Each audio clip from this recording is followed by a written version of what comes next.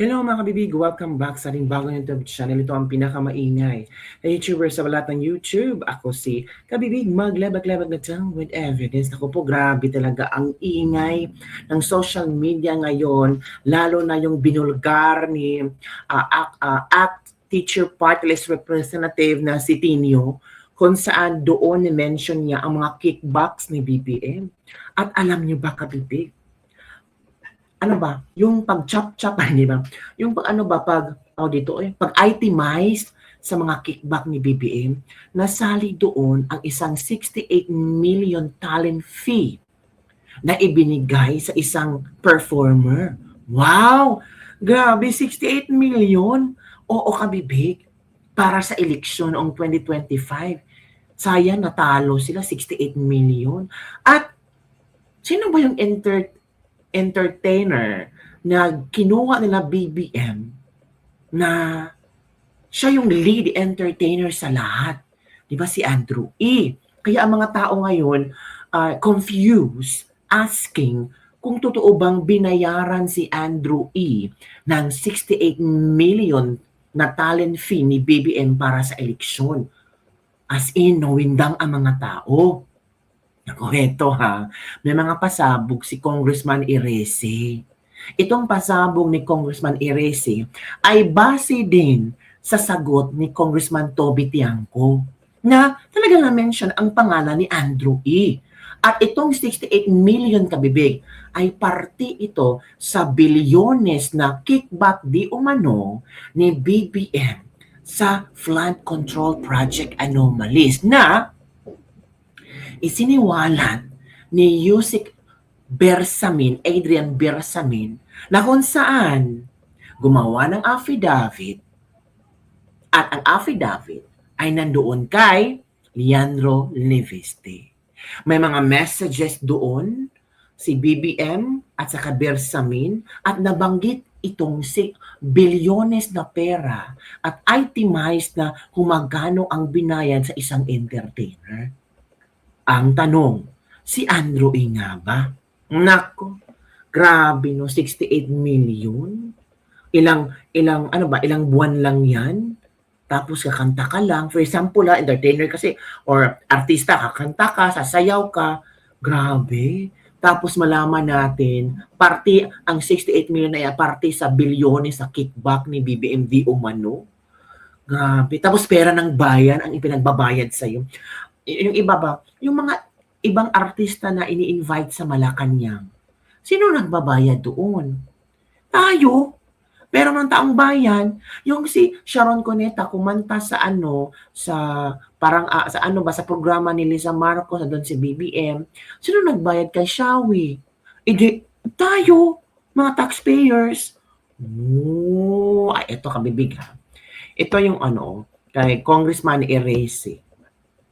I-share ko lang sa inyo, ha? Share ko lang sa inyo. Investigation. Nasaan ba yun? Para sa... Did you believe him? Did you believe... Ito ha, ito. Did you believe him? Did you believe Congressman Leviste? Yung Did you believe... narration of facts, okay sa akin. Narration of facts, including the... Kasi hindi, yung nakita ko yung mga text exchange, message. very detailed. Pagkatapos nakalagay doon kung magkano yung mga binibigay, actually, tinanong ko si Congressman Tiangco, totoo ba na binayaran mo si Andrew E. ng ganito? Yes, sabi niya. Dahil nandoon yung mga expenses. Tapos I'll go first to the text messages later. Sorry, sir, because I don't want to lose my train of thought here. So you believe it because there were very specific messages doon po sa text exchanges. And there are other matters na diniscuss na hindi naman related sa... Yeah, that's where I want. I mean, apart from this, what else made you believe him? May mga, ayoko na lang banggitin ngayon kasi may involved pang ibang mga tao dun sa... Although hindi naman damaging, pero... Such as? Mga issues, mga national issues. So, wag na lang siguro. So, because of that, hindi lang kasi pera, may nakita ko kayong may realidad talaga dun sa mga text message na nangyari. And then sabi mo nga, tinanong mo si Congressman Toby, he was the campaign manager of the Allianza then, kung binayaran nila si Andrew E. ng Tapos, tinanong ko, totoo ba na binigay niya yung mga senatorial candidates na totoo daw. Sabi niya, totoo. Grabe. Pero hindi naman daw dumadaan sa kanya yung pera.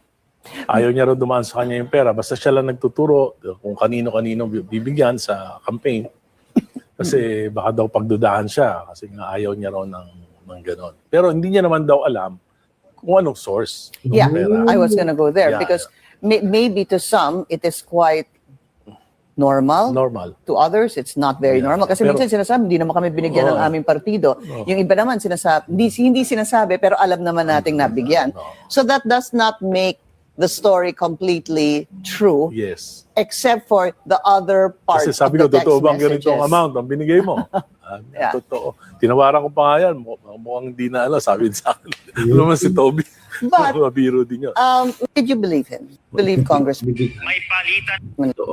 Ito ha. Wait muna. Sa isang performer na ginamit 68 million pesos bilang talent fee para sa isang performer na ginamit ng administrasyon sa kampanya. Pagkatapos nakalagay doon kung magkano yung mga binibigay, actually, tinanong ko si Congressman Chanco, totoo ba na binayaran mo si Andrew E. ng ganito? Yes, sabi niya. 68 gamit ng Under investigation. Ito kabibigyan. Kinig tayo. Under investigation. Sana si Congressman Tino maglabas. Oh, Para walang masasabi na baka ginagawang leverage lang to for something, no? Tinanong ko lahat ng mga nakakita, tinanong ko yung mga motibo nila. At ako, disclose ako sa kanila, sabi ko, wala akong ibang motibo dito, kundi para malaman yung totohanan, para sa bayan, kasi nakikita ko na itong hanggang walang closure, itong flood control mess na ito, itong corruption na ito sa buong bansa, babagsak yung ekonomiya natin. Yan yung pinaka-main concern ko. Daan-daan libo na walang trabaho, nalulugi yung mga kumpanya, GDP natin siguro ang hula ko by first quarter, baka 2%. At any rate, And it's the main concern of the president. Siya nag-umpisa nito. Pero pagdating sa investigation, parang napipigil. He's the most powerful man in the Philippines. Correct. May kakayahan siya para malaman lahat ito. Pero di niya inaalam. Ang dami niyang pinangako, ipapakulong sa ganito, ipapakulong sa ganito. Walang nangyayari. Bubuo ng independent commission, walang nangyayari. Kaya sino may pinakamalaking responsibilidad? Si President. Kaya tatanong ko sa kanya, matagal ko na sinasabi, 2023, 300 billion, 2024, 500 billion, 2025, 473 billion. Sinalaula yung budget niya, yung para sa mga matitinong proyekto, nilagay sa flood control, 1.445 trillion. Bakit siya pumayag? Di ba? Bakit siya pumayag? Correct. Agree. Wala bang It's the congressman president's fault. gustong It's the president's responsibility. Kaya lang, Ano nga? ang lagi sinasabi, parang lahat lahat parang ayaw tanungin si Presidente. In one way or the other, hindi ko alam kung bakit. Grabe. Kaya nga sabi nila, bakit ikaw lang tatanong? Ba't yung iba hindi? Yung media, hindi. Pati yung mga kasama ko sa partido, sa kasama ko sa grupo namin, sa Pinklawan, sa Dilawan, bakit hindi nagtatanong? Oh. Tinatanong naman sila kung ano nangyari doon sa investigasyon kay Kaya nga, yan. Martin Romualdez, kailan uuwi si Saldico, ano na nangyari kay Executive Secretary Bersamin. Alam naman natin, si Presidente, pinsang buo ni Romualdez. Speaker Martin. Kaya nga siya naging speaker, super majority, ibig sabihin, di ba? So, the president has all the capability to know the truth. It seems that the president is not interested to know the truth. Agoy. The president is not interested to know the truth. Matagal ko na itong sinasabi. 2023, 300 billion. 2024, 500 billion. 2025, 473 billion. Sinalaula ang budget niya para sa mga matitunong proyekto tapos inilagay sa flood control ang 1.445 trillion. Bakit siya pumayag? It's the president's fault. Naku po. Tapos sabi ni BBM na meron na tayong ginagawa, may makukulong na. Sabi nga, hanggang kailan? Tapos na ang Pasko. na kung saan binudol mo ang maraming Pilipino. Kaya nga bumaba ang trust rating mo kasi ikaw ang number 1 na bodolero. Marami kang pangako na napapako. Ngayon, may lumabas na naman mga text messages and so on and so forth. May mga pangalan ang lumalabas. Actually, kabibig, hindi kasalanan ni Andrew E. Hindi kasalanan ni Andrew E. Na yun ang kasi yun ang talent fee niya eh. Kung for example, Andrew E., magkano ang talent fee mo? 68 million. Deal or no deal na kayo dyan. Gagawin ko lahat. Kanta ako at ano-ano pa. Hindi kasalanan ni Andrew E. actually kabibig. He is just a performer, performing or giving his talent. At hindi naman pwede libre yung talento ni Mr. Andrew E. Alam niyo kung anong problema? Yung perang ginamit pangbayad ni Andrew E. Kasi pera yun na ni umano kickback daw yun. Pero si Andrew E. labas dyan eh. Kasi BBM and Andrew E. it's professional matter. Kontrata yan. Wala akong pagkaalam kung saan mo kinuha yung perang pangbayad sa akin. Basta ako, ang gagawin ko lang is mag-entertain ng tao. Ang gagawin ko lang, magkampanya, kanta ng mga campaign songs. Walang pakialam si Andrew E. dyan. Yung sa kanya, fixed deal contract. Kaya nga, balik tayo sa kung bakit nangyayari ito ngayon. In-explain na ni Congressman Erice lahat. Si BBM parang ayaw yata niyang malaman ang kasagutan. Ayaw niyang ma-associate yung pangalan niya sa flood control anomalies. Ang dami nga na-mention ni Congressman Erice. Matagal ko na itong sinasabi. 2023, 300 billion. 2024, 500 billion. 2025, 473 billion. Sinalaula ang budget niya para sa mga matitunong proyekto sana sa gobyerno. Tapos, ang ginawa niya sa mga bilyonis na to, inalagay sa flood control na merong 445 trillion. Bakit siya pumayag? Iyon ang malaking tanong. Bakit pumayag si BBM? Kung hindi sana siya pumayag, wala sana ganitong pangyayari. Bakit siya pumayag? Sabi ni allegedly, sabi ni Bersamin, may kickback. Diba? Deliver nyo sa Nara, sa Forbes Park, and so on and so forth, may mga kickback. Diba, kabibig? Ay, naku. Sana si Congress Grabe, kabibig, no? As in, shocking revelation ito. Again walang kasalanan si Andrew E. Artista lang siya, may kontrata siya, ginagampanan niya ang trabahong nakasealed sa kontrata ito. The bigger challenge at this point is, of course, it's all interesting. It should be looked into, but the bigger challenge is establishing authentication or authenticity. How can one be able to authenticate that that message really did come from the president, and that's a real screenshot of a conversation? That's why I'm urging Senator Lacson, because he's the first one who named the Bersamins as recipients of the Tardo 8 billion. Diba? Siya yung una nagsabi noon eh. So, kaya lang, pagkatapos niyang sabihin yon, bigla na lang magkaroon ng gulo, nag-resign tinanggal si Bersamin. Bersamin, pero hindi niya pinatawag. Yun na, malaking misteryo sa akin yun eh. Malaking misteryo sa akin yun na hindi yan pinatawag ng Blue Ribbon Committee. Yun. So, I think it's high time for Senator Lacson to call the Bersamins, call Lian Libiste, Dapat lang. para ma-verify ito dahil very serious allegations. At nakita ko hindi naman pwedeng basta na lang i-compose yung mga text messages na yun. Correct. In fact, there are items in the text messages that do not concern kickbacks but other important national issues. Ooh. So yun yung nakita ko. At actually, yung nakita ko mga items talagang lumalabas, ginamit ito, paramihan dito ginamit sa 2025 Election.